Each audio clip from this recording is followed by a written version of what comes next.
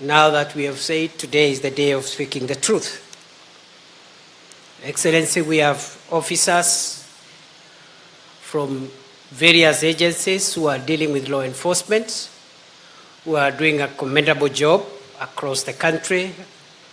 I've been able to visit many parts of Kenya. I can attest to you without fear of contradiction.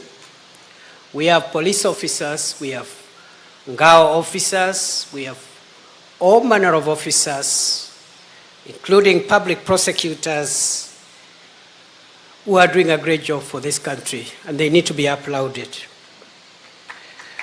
But we also have a group of officers, Your Excellency, and public officials who have decided to benefit from the death of the nation. And therefore, they are presiding over a systematic and gradual death of this and current generation.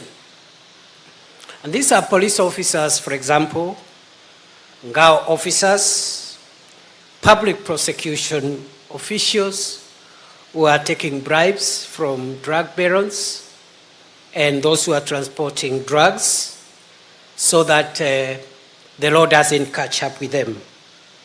So we have a problem. And this is the solution. The solution is that for us in national security, we cannot afford a day extra in talking about what we need to do when we know what we need to do. For example, there are all these tensions between agencies and the two levels of government, including national government and county governments. We have no quarrel with the departmental jurisdictions of agencies or even the functional mandates of county governments vis-à-vis national government. But we want to remind the country that national security is not a devolved function.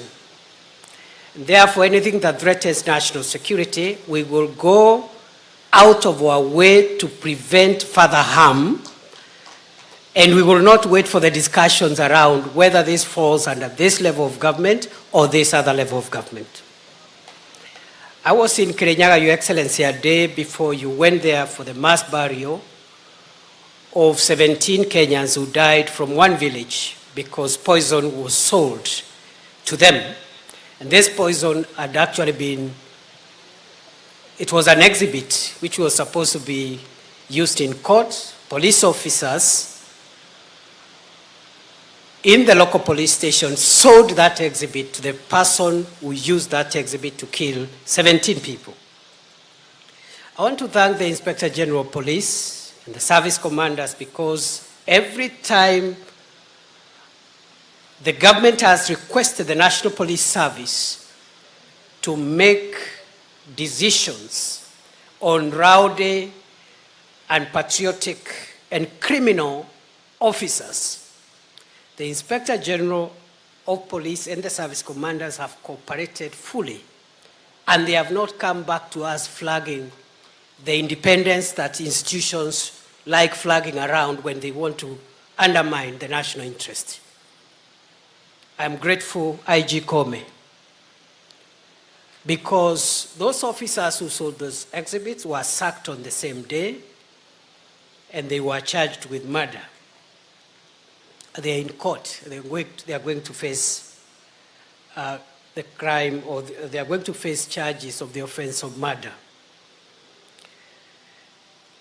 And you see that example of 17 people from one village lying in caskets on the same day. What is the difference between that and what terrorists do? In some parts of our country, it's the same thing, isn't it? And therefore, for us, this discussion is not even about departmental and agency tough wars. It is beyond county and national government discussions around mandates. And so we will not wait to ask who has licensed what. Once we discover certain outlets, buildings, facilities are threatening the survival of the nation, we shut them up, we shut them down. We will be able to discuss these other things about licensing later on. Because we cannot allow a murderer to continue murdering Kenyans because they are licensed by whatever agency or whatever level of government. We are going to change the country's transfer policy. Any official in the law enforcement and public service space who, through action or inaction, contributes to the death of Kenyans, through negligence, they allow dangerous criminals, organized criminals, including drug barons, to have their way to access the public. That officer will not be transferred, as you've said, Your Excellency, elsewhere, because every inch of our territory requires efficient services and the protection of its national security organs. So you mess up in your area of jurisdiction, we will see what to do with you. And I like what the Inspector General of Police said. You know, we are a country with so many procedures about very many things. How to sack somebody, how to do what to somebody. And there are officers who are misusing some of these procedures. And some agencies of government, including courts, are even supporting. We had a case in Naivasha where somebody who had committed a serious dereliction of duty successfully resisted a transfer using a court order. So what we are going to do, we will take action on day one. Immediately we discover that what you are doing or what you are about to do is a threat to national security. We will remove you from service through whatever methods. We will remove you from office, and then you can take us to court later, and we are willing to do court and other things and deal with court orders once the country is safe. And I know the officers here looking at me and saying, we have seen very many ministers, we have seen very many administrations, that's how they talk, we are the ones who know this space. I want to assure you, brothers and sisters who are listening to me, and you are working under the Ministry of Interior, within our national security formations, it may take us a little while to catch up with you. But when, because it is when, not if, we catch up with you, you'll be a living example of what dangerous criminals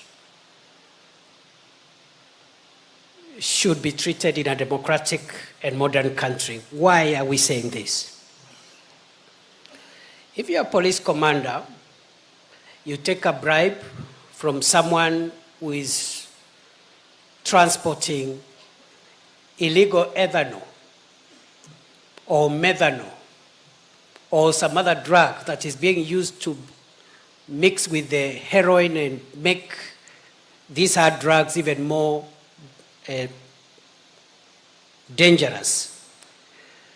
If you are a police commander or you are a criminal investigations officer in the county, in the region, and this happens under your watch, or you receive money to look the other way, why should we keep you in that role even for an hour? And I want to assure you, in the name of God and in the name of the Constitution of our country, we will get hold of you, we will neutralize those efforts before you destroy the country. We will sack you. Let me put it that way. We will sack you by whatever method possible. And we don't fear court, we don't fear you, I don't know, using which other route. We will not even return you to service. Because a threat to national security is a threat to the nation. So, you may have heard this before, but you didn't hear it from me before. Your Excellency, the soft remedies are important as the hard remedies, because as we suppress the supply, we must also suppress the demand.